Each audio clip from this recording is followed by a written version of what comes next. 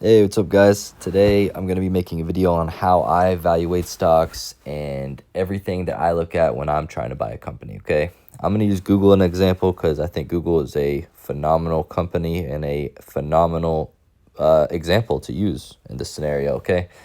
So first things first, basic, very basic, is you want to look at the PE ratio. I like to look at a 5-year average PE ratio, okay? The 5-year average is about 24 to 25. As you can see, we've been over 30 a couple times. We've only dipped below 20 once, and that was in the 2022 bear market at the very end. And we are about under 20 right now. I think we're at like 20.05 or something. So I took this yesterday. Yesterday, the PE ratio was 20.87. But as of right now, Google's down over 4%. So we are right on that 20 borderline marker right now. If you look at the bottom, the current PE versus the 5-year average, you're getting it at a 15% discount. And the current versus the 3-year average, you're getting it at a 12% discount. So that is good, right? You want to be buying companies that are trading under their average PE ratio. That right there is a great start. So also the forward PE ratio on average for its 5-year is 24.69. That is the bottom bullet. And right now our forward PE ratio is 18.59. So that is 6 points lower than its average, okay? That is phenomenal. You're getting a nice discount with Google. Also, what I look for is growth in companies, right? You want to make sure the company is growing. Google's still growing double digits of their earnings. We're trading at a December 2025 PE ratio of 18.3 and 2026 a 16 PE ratio. That is super low, super duper low. I don't like to look any more than the current year that we are in and the next year because things change. I don't like to look too far out because those numbers almost always change. So I look at this year's and next year's just so I can see if the growth is predicted to continue. And Google is supposed to go from almost 12% growth to about 14% growth in their earnings per share, which really is going to lower their PE ratio, okay? That's awesome. And if you take this year's PE ratio, which is, I'm sorry, not PE ratio. If you take this year's earnings per share, which is 8.98, so $8.98, and you times it by the average, the 5-year average PE ratio, you get a price of $221.71. So if Google in December of 2025 is trading at its average PE ratio over 5 years, you would get a price target of 221. So that right there, we're trading what, $65 under this right now, which is extremely bullish in my opinion. Very, very undervalued right now compared to what it's averagely trading at. Also, revenue growth. Revenue growth is also going up by over 11% this year and about 11% next year. Double-digit growth for a $2 trillion company is phenomenal. Apple is only predicted to grow 4% this year and like 6% next year. Very slow. Google's still on really, really strong earnings. All right. I like this. I like this a lot. Shares outstanding is another thing to look for in a company, right? You want their shares to either stay flat or go down. That just means that you're getting a bigger piece of the pie, okay? That means Google's buying back their shares, which is bullish, right? You want a company to be buying their own shares back. If they're just issuing more and more shares, you're getting less and less. Like if there's 10 pieces of the pie and you have one piece, you have 10% of the pie. But if I take that pie and make it into 20 slices, and now you still have your one piece, now you have 5% of the pie. You still have one piece, but instead of it being 1 out of 10, now it's 1 out of 20. So your 10% cut is now a 5% cut. That's what happens when companies are issuing more and more shares. You're just getting less and less and less.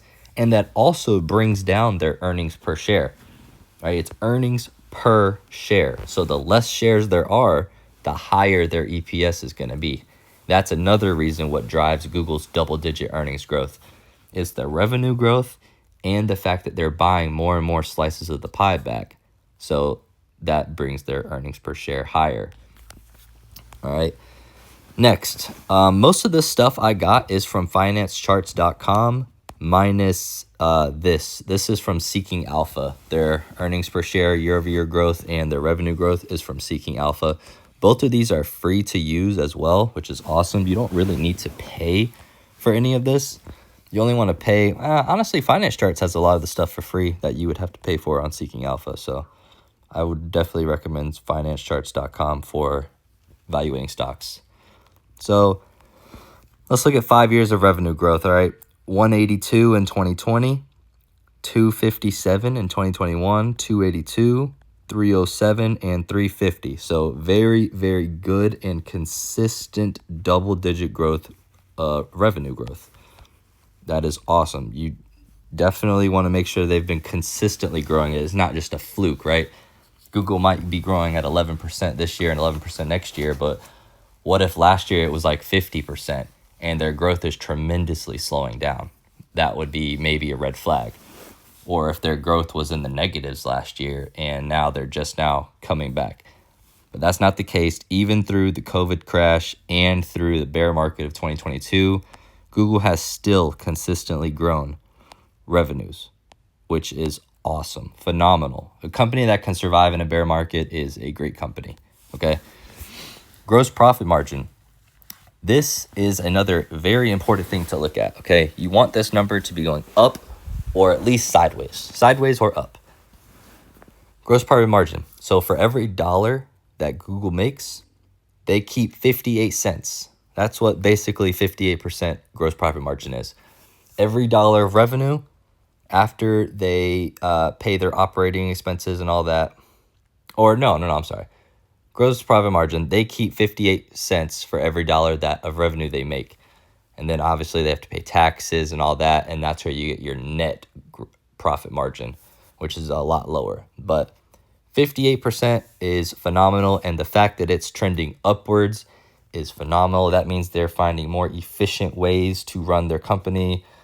They're getting more out of their employees. I think Google makes about $1.6 million per employee they have, which is awesome. That is great. And you want this number to trend up. That would be great. They're making more money per employee, which is very efficient. All right. Just got a couple more pictures here. I'm trying to make this video quick for you guys. I mean, I could easily drag this out to like 20 minutes, but I don't want to waste you guys' time. Just want to get to the points here.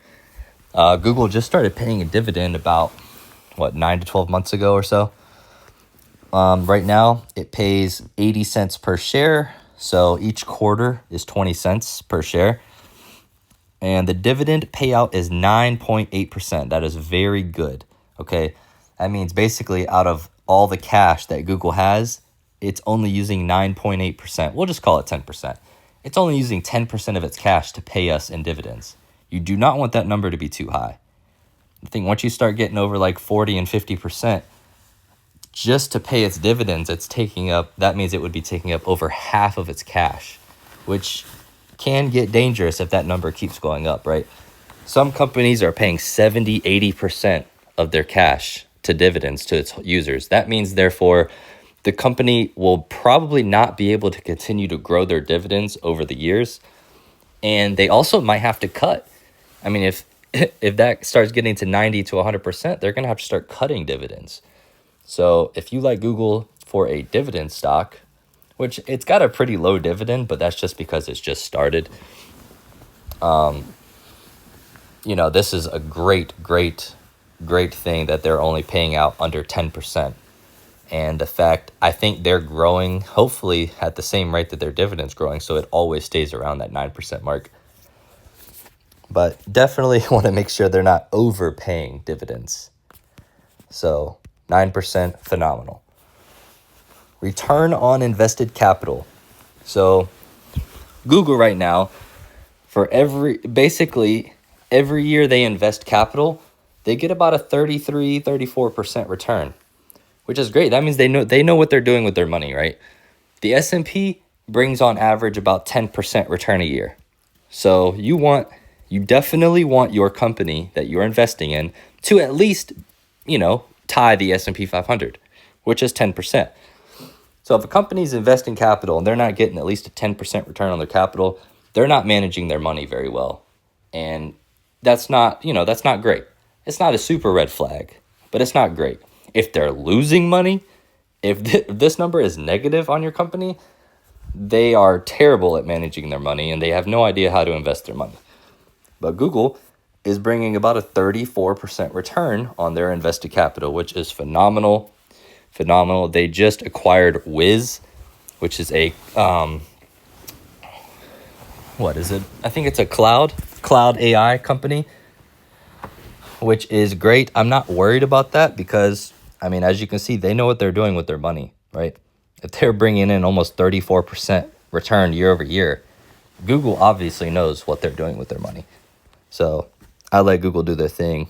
And the very last thing I look at is net debt. This is probably one of the most important things you want to look at for a company.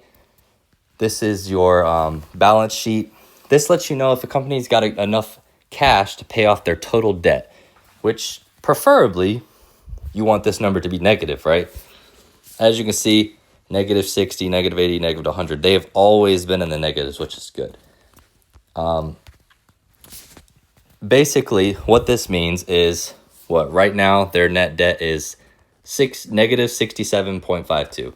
So if they were to pay off all their debt right now, they would still have $67.5 billion left over cash, even if they paid off all of their debt right now, which is great. That just means their balance sheet is in very, very good hands. They know what they're doing with their money and all that. They don't have anything to worry about. If they had to pay it off, they've got plenty of wiggle room. Now, if this number is positive, as long as they can pay off all their debt within like 1 to 3 years, I think that's good. If it takes any longer than 3 years, maybe that means they just have too much debt. They need to start raising cash. So, and then one way they could raise cash is issuing more shares, which is not the greatest. But if the company is still small, like for instance, I don't like using NEO as an example, but NEO is just issuing shares out left and right. Their shares, they're just diluting their shareholders tremendously. But they do it to raise cash because they're trying to expand their business. They are more focused on expanding their business than becoming profitable, which is not really a great thing. It is if they become profitable quick, then it will, their earnings will just blow up very fast. But they need to focus on profitability because that's what keeps a company alive. They're burning cash left and right, issuing shares out left and right. You don't really want to invest in a company like that. It's super risky. And they don't have a negative net debt ratio. You really want this number to be negative to just let you know that the company can easily pay off all their debt if they had to. Those are the things that I really look at in a company. Like I said, let's do a quick recap. 5-year PE ratio for Google is about 24.6. Right now it's trading at a 20. So check. Yes, better than its 5-year, better than its 3-year, check. Are earnings growing? Yes, very consistently, 11, 12, 13, 14%. Forward PE of 18 and 16, super low for Google, check. Revenue's growing, 11% on average, check. Everything looks good. Are they buying back shares? Yes, over 13.7 down to 12.2. They've bought back in the past 5 years 1.5 billion shares. That's crazy. Check. Revenue of the last 5 years has grown very good and very consistently. Check. It's actually doubled in the last 5 years. 182 to 350, doubled. Check. Gross profit margin. They're getting more and more dollars for every dollar they make. They're earning more and more. 2021, they got down to 54 cents they pocket for every dollar they make. Now it's 58 cents. That's great. More efficient. Dividend payout ratio is low. Check. Return on invested capital. Honestly, I don't really know of any other companies that are too much higher than this. I mean, 34% is pretty crazy. Most companies are probably between 5 and 20%, but 34%, they are absolutely killing it with return on invested capital. Killing it. And net debt. Negative is best. 1 to 3 years, if they could pay it out, is pretty good too. But those are the things I look at in a company. Obviously, there are other things you can look at as well. If a company is not profitable, then, that's more risk that you're taking in hopes that they become profitable. Because, that's just kind of what it comes down to. Profitable companies are going to grow. Companies that are not profitable are just burning money. And if they don't, turn it to profitability sooner than later, then they're going to go bankrupt. So negative net debt is preferred. As long as the company can pay off their debt within, 3 years max, I would say it's still pretty good. But yeah, guys, that's what I look for personally. Is this perfect? Probably not. But this is very, very good. This is a very good way to judge if a company is worth investing in. So comment below what you guys look for personally. And, what do you guys look for when you invest? Peace.